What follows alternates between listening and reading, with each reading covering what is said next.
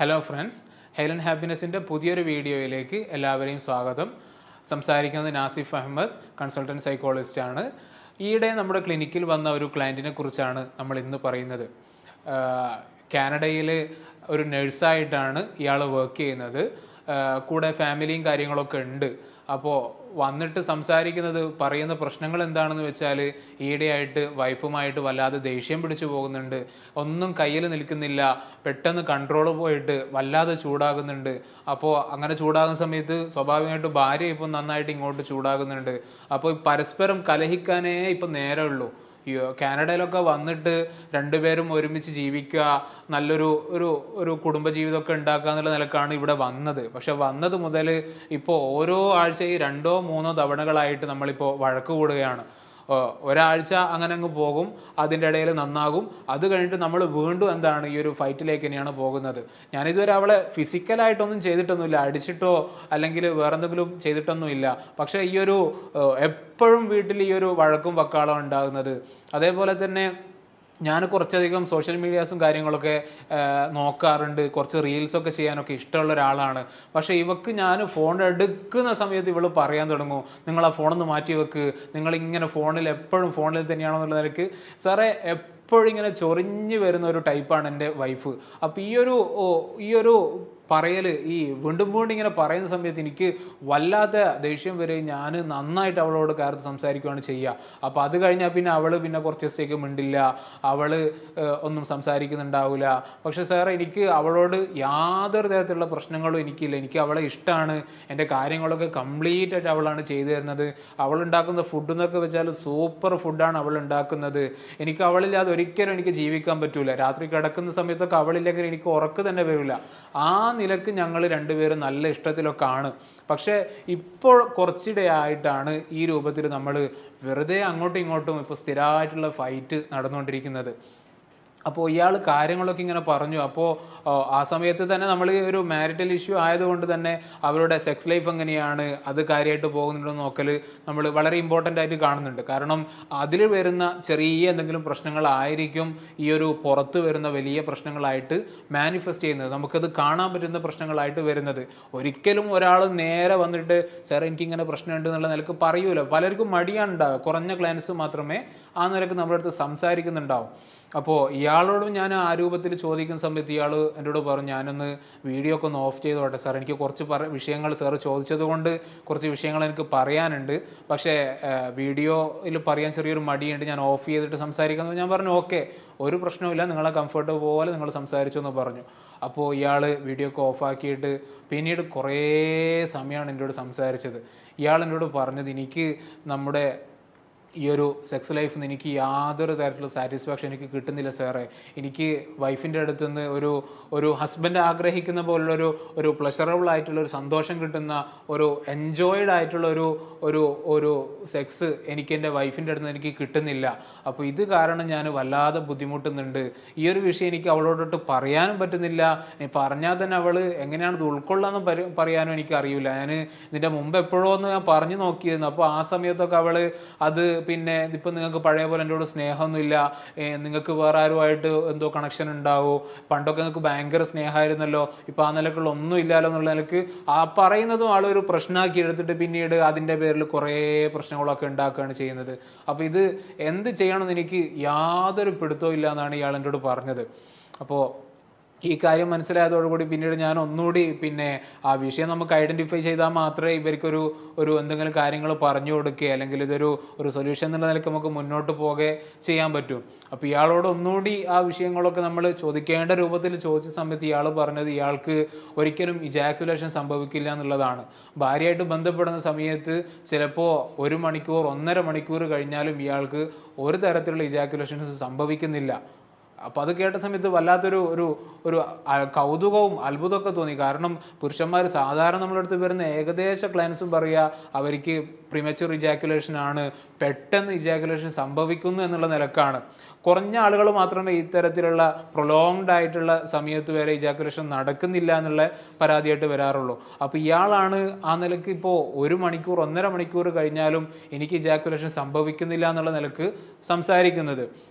അപ്പോൾ അത് ഒന്നുകൂടി ഇയാളോട് ചോദിച്ച സമയത്താണ് ഇയാൾ പറയുന്നത്, എനിക്ക് അങ്ങനെ അവളോട് ബന്ധപ്പെടുന്നതിൽ എനിക്ക് അങ്ങനെ വലിയൊരു താല്പര്യമോ അങ്ങനെയൊന്നും ഇല്ല.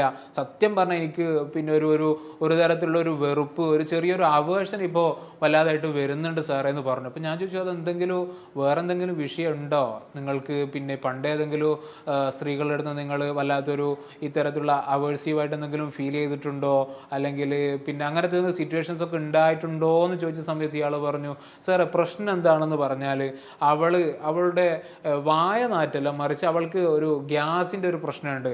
അപ്പോൾ അവൾ ബ്രീത്ത് ചെയ്യുന്ന സമയത്തൊക്കെ ഈ ഗ്യാസ് ഒരു വല്ലാത്തൊരു ബാഡ് ഓർഡർ ഉള്ളൊരു ദുർഗന്ധമുള്ളൊരു ഗ്യാസാണ് പുറത്ത് വരിക.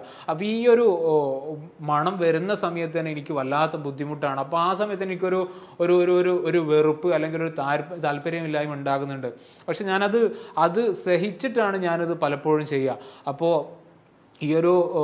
സെക്സിൻ്റെ സമയത്തൊക്കെ അത്രത്തോളം ഇൻറ്റിമേറ്റ് ആയിട്ട് പെരുമാറുന്ന സമയമായിരിക്കും ഉണ്ടാകുക. അപ്പോൾ അങ്ങനെയുള്ള സമയത്തൊക്കെ ഇത് ഇടയ്ക്കിടയ്ക്ക് ദുർഗന്ധം വരുന്ന സമയത്ത് എനിക്ക് ഇതൊന്നും മതിയാക്കിയിട്ട് പോയാൽ മതി എന്നുള്ള നിലക്കായിരിക്കും ഉണ്ടാകുക. പിന്നെ അവൾക്ക് വേണ്ടിയിട്ട് മാത്രമാണ് ഞാനവിടെ നിൽക്കുന്നുണ്ടാകുക. അപ്പോൾ ഇതുകൊണ്ട് തന്നെ എനിക്ക് അതിൽ യാതൊരു തരത്തിലുള്ള എൻജോയ്മെൻറ്റ് എനിക്ക് കിട്ടുന്നില്ല. അവൾക്ക് സാറ്റിസ്ഫാക്ഷനും ഓർഗാസവും കാര്യങ്ങളൊക്കെ ഉണ്ടാകുന്നുണ്ട്. പക്ഷേ എനിക്ക് പിന്നീട് സെക്സ് കഴിഞ്ഞിട്ട് ഞാൻ തന്നെ സ്വന്തമായിട്ട് പലപ്പോഴും ഞാൻ തന്നെ മസ്റ്റർബേറ്റ് ചെയ്തിട്ടാണ് എനിക്ക് ആ ഒരു ചെറിയൊരു പ്ലഷറെങ്കിലും കിട്ടുന്നുള്ളത്. എനിക്കൊരിക്കലും അവരുടെ നിന്ന് കിട്ടുന്നില്ല. പിന്നെ അതേപോലെ തന്നെ സാറേ, ഇവർ രാത്രി ഭക്ഷണമൊക്കെ കഴിഞ്ഞ് അടുക്കളയുള്ള കാര്യങ്ങളൊക്കെ കഴിഞ്ഞിട്ട് വരുന്ന സമയത്ത് ചിലപ്പോൾ വല്ലാത്ത ഈ ഉള്ളിയുടെ മണം, അതൊന്നും എനിക്ക് തീരെ പിടിക്കാത്ത ഗന്ധങ്ങളാണ്, മണങ്ങളാണ്. അപ്പോൾ അല്ലെങ്കിൽ ഭക്ഷണം കഴിച്ചിട്ട് അതിൻ്റെ മണോ, അതിൽ ഈ ഉള്ളി വെളുത്തുള്ളിയുടെ മണങ്ങളൊക്കെ ഉണ്ട്. ഇതൊക്കെ എനിക്ക് തീരെ പറ്റാത്ത സ്മെല്ലാണ്. അപ്പോൾ ഈ ഒരു സ്മെല്ലൊക്കെ അവരുടെ നിന്ന് ഉണ്ടാകുന്ന സമയത്ത് എനിക്ക് വല്ലാത്തൊരു വെറുപ്പാണ്. അപ്പോൾ ആ ഒരു വെറുപ്പ് ഇപ്പോൾ കുറച്ചായിട്ട് ഇങ്ങനെ കൂടി വരികയാണ്.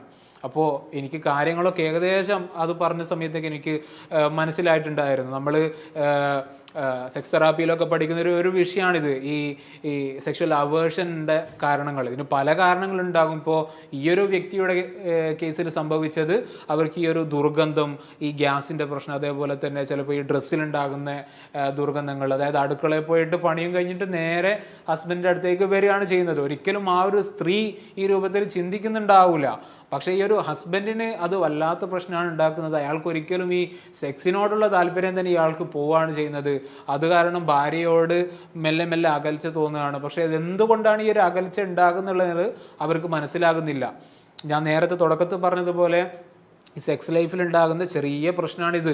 പക്ഷെ ആ ഒരു പ്രശ്നം വന്നപ്പോഴൊക്കെ തന്നെ ഇവർ തമ്മിലുള്ള ഒരു ഇമോഷണൽ അറ്റാച്ച്മെൻറ്റ് അത് വളരെ അധികമായിട്ട് കുറഞ്ഞു. അവർ തമ്മിൽ ഇപ്പോൾ വളരെ ഡിസ്റ്റൻസിലാണ് രണ്ടുപേരും ജീവിക്കുന്നത്. നമ്മളൊന്ന് ആലോചിച്ച് നോക്കി, ഇപ്പോൾ കാനഡയിലൊക്കെ ഒരു ഹസ്ബൻഡും വൈഫുമാണ്. നമ്മളൊക്കെ ഒരു മനസ്സിലുണ്ടാകുന്ന ഒരു കൺസെപ്റ്റ് എന്ന് പറഞ്ഞാൽ, അവർ ഭയങ്കര സന്തോഷത്തിലായിരിക്കും ഉണ്ടാകുക, അവരുടെ കാര്യങ്ങളൊക്കെ വളരെ ഹാപ്പി ആയിരിക്കും, രണ്ടുപേരും വർക്ക് ചെയ്യുന്നുണ്ട്, രണ്ടുപേരും അധ്വാനിക്കുന്നുണ്ട്, പിന്നെ അത്യാവശ്യം പൈസയും കാര്യങ്ങളൊക്കെ ഉണ്ടാകും, എപ്പോഴും ഇങ്ങനെ ട്രിപ്പിന് പോകുക, ഇതൊക്കെ ആയിരിക്കും ഉണ്ടാകുക. പക്ഷേ ഇവരുടെ ഒരു റിയൽ ലൈഫ് നിങ്ങളൊന്ന് ആലോചിച്ച് നോക്ക്. അവർ അധ്വാനിക്കുന്നതും പോകുന്നതും അതൊക്കെ വെറുതെയാണോ, ജീവിക്കുന്നതിന് എന്തിനാണ് എന്നുള്ളൊരു ചിന്തയിലാണ് ഇപ്പോൾ അവരുള്ളത്. കാരണം ഒരിക്കലും രണ്ടുപേർക്കും വേണ്ട രൂപത്തിലുള്ളൊരു സാറ്റിസ്ഫാക്ഷൻ കിട്ടുന്നില്ല. അതെന്നു മാത്രമല്ല, എപ്പോഴും പരസ്പരം കലഹിച്ചുകൊണ്ടാണ് അവരുടെ ജീവിതം ഇപ്പം മുന്നോട്ട് പോയിക്കൊണ്ടിരിക്കുന്നത്. അപ്പോൾ ഇതിൽ നിന്ന് സ്വാഭാവികമായിട്ട് ഇങ്ങനെയുള്ളൊരു റിലേഷൻഷിപ്പിൽ ഉണ്ടാകുന്ന സമയത്താണ് ഇപ്പം ഭാര്യയാണെങ്കിൽ വേറൊരാളെ നോക്കുന്ന ഒരു അവസ്ഥയിലേക്ക് പോകും, ഭർത്താവാണെങ്കിൽ വേറൊരു പങ്കാളിയെയും. അത് സ്വാഭാവികമായിട്ടും ഇത്തരത്തിലുള്ളൊരു ബന്ധത്തിലുണ്ടാകുമ്പം ആളുകൾക്ക് തോന്നുന്നൊരു കാര്യമാണത്. നമ്മൾ നല്ലൊരു മാരിറ്റൽ റിലേഷൻഷിപ്പ് അല്ലെങ്കിലാണ് നമ്മൾ വേറൊരു എക്സ്ട്രാ മാരിറ്റൽ ആയിട്ടുള്ള വേറൊരു അഫെയറിലേക്ക് നമ്മൾ പോകുന്നത്. അപ്പോൾ ഇവരോട് ഞാൻ ചില കാര്യങ്ങളൊക്കെ പറഞ്ഞു കൊടുത്തിട്ടുണ്ടായിരുന്നു. നമ്മൾ ഈ സെക്സ് തെറാപ്പിയിൽ പഠിക്കുന്നൊരു വിഷയമാണ് സെക്ഷൽ അവേർഷൻ. അപ്പോൾ അതിൽ നമ്മൾ പ്രധാനമായിട്ടും ചെയ്യുക ഓർഗാസ്മിക് റീട്രെയിനിങ് എന്ന് പറയുന്ന ഒരു വിഷയമാണത് നമ്മൾ ചെയ്തു കൊടുക്കുക. അപ്പോൾ അതിൻ്റെ കാര്യങ്ങളൊക്കെ പറഞ്ഞു കൊടുത്തു, ഏത് രൂപത്തിലാണ് നിങ്ങൾ ഈ ഒരു വിഷയം ചെയ്യേണ്ടതെന്നൊക്കെ പറഞ്ഞു കൊടുത്തു. ആ രൂപത്തിലാണ് ആ ഒരു സെഷൻ അവസാനിപ്പിച്ചത്. പക്ഷേ ഇത് ഇയാളോട് മാത്രം പറഞ്ഞതുകൊണ്ട് ഈ ഒരു വിഷയം ഇവിടെ പരിഹാരമാവില്ല. അയാളുടെ ഭാര്യയോടും കൂടി പറയേണ്ട വിഷയമായിരുന്നു അത്. അപ്പോൾ ഭാര്യയായിട്ടുള്ള സെഷനിൽ നമ്മൾ സംസാരിച്ചത് ഈ പുരുഷന്മാർ പൊതുവേ വിഷ്വലി സ്റ്റിമുലേറ്റഡ് ആകുന്ന ആളുകളാണ്. ഇപ്പം നിങ്ങൾ തന്നെ ശ്രദ്ധിച്ചിട്ടുണ്ടാകും, നിങ്ങൾ ഇപ്പോൾ ഒരു ആമസോൺ, ഫ്ലിപ്കാർട്ട് അങ്ങനെ ആയിക്കോട്ടെ, ഇനി അതല്ല ഷോപ്പിൽ പോയിക്കോട്ടെ, സ്ത്രീകൾക്ക് ധരിക്കാനുള്ള നൈറ്റ് ഡ്രസ്സുകൾ ഏതൊക്കെയുണ്ട്, ഒരുപാട് ഡ്രസ്സുകൾ നിങ്ങൾക്ക് കാണാനുണ്ടാവും. വലയുള്ളത്, വലയില്ലാത്തത്, കീറുള്ളത്, കീറില്ലാത്തത്. പുരുഷന്മാർക്ക് ധരിക്കാനുള്ളതോ എത്രയൊക്കെ കാണാൻ പറ്റും. നമ്മുടെ കേരളത്തിലൊക്കെ ആണെങ്കിൽ പൊതുവേ മുണ്ടായിരിക്കും ഉണ്ടാകുക, ധോത്തീസ് ആയിരിക്കും ഉണ്ടാകുക. ഇപ്പോൾ ഷോർട്സും കാര്യങ്ങളൊക്കെ അതും ഉണ്ടാവും. ഇതല്ലാതെ വലയുള്ള ഷോർട്സ്, വലയില്ലാത്ത ഷോർട്സ് അങ്ങനെ ഏതെങ്കിലും നിങ്ങൾ കണ്ടിട്ടുണ്ടോ? എന്തുകൊണ്ടാണത്? എന്താണ് അതിൻ്റെ പിറകുള്ള സൈക്കോളജി?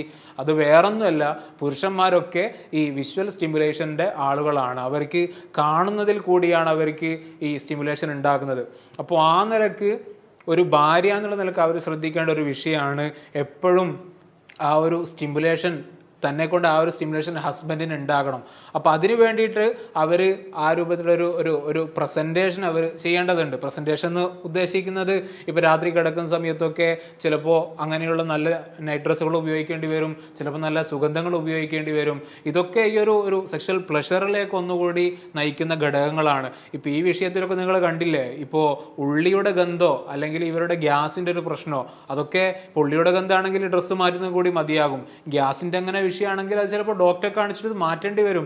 പക്ഷെ ഇതൊക്കെ ഇവരുടെ സെക്സ് ലൈഫിനെ ബാധിക്കുന്നുണ്ട്, ഇവരെ ഓവറോൾ ലൈഫിനെ തന്നെ ബാധിക്കുന്ന രൂപത്തിലേക്ക് മുന്നോട്ട് പോവാണ്. അപ്പോൾ ഈ കാര്യങ്ങളൊക്കെ ഞാൻ അവിടെ പറഞ്ഞു കൊടുത്തു. അപ്പോൾ അതിനുള്ള ഗ്യാസ്ട്രോൻ്റെ ആളൊക്കെ കാണിച്ചു. പിന്നെ പറഞ്ഞതുപോലെ ഡ്രസ്സും കാര്യങ്ങളൊക്കെ അവർ വീണ്ടും ഒന്നുകൂടി നന്നായിട്ട് ശ്രദ്ധിക്കാൻ തുടങ്ങി.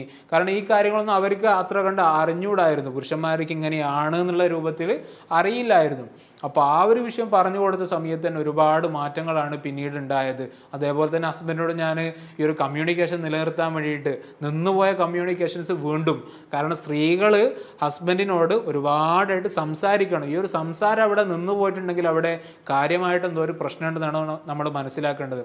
അപ്പോൾ ആ നിലയ്ക്ക് രണ്ടുപേരും ചെയ്ത സമയത്ത് നല്ലൊരു വളരെ മനോഹരമായിട്ടുള്ള ഒരു റിലേഷൻഷിപ്പായിട്ട്, ദാമ്പത്യ ജീവിതമായിട്ട് അവരുടെ ജീവിതം മാറിയിട്ടുണ്ടായിരുന്നു.